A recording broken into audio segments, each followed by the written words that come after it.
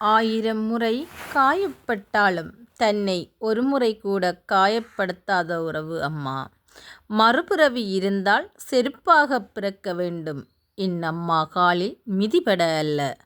என்னை சுமந்த அவளை ஒருமுறை நான் சுமப்பதற்கு.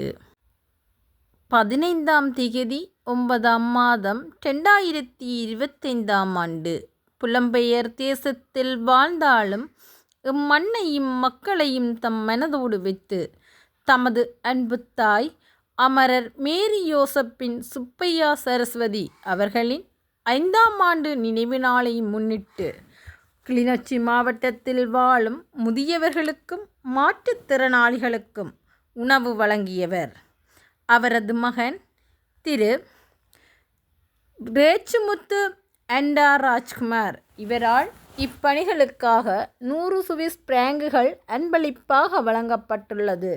இவரை நன்றியுடன் மக்கள் வாழ உதவும் நிறுவனம் வாழ்த்தி வணங்குவதுடன் அன்னாரது ஆத்மா சாந்தியடைய இறைவனை பிரார்த்திக்கின்றோம். நன்றி.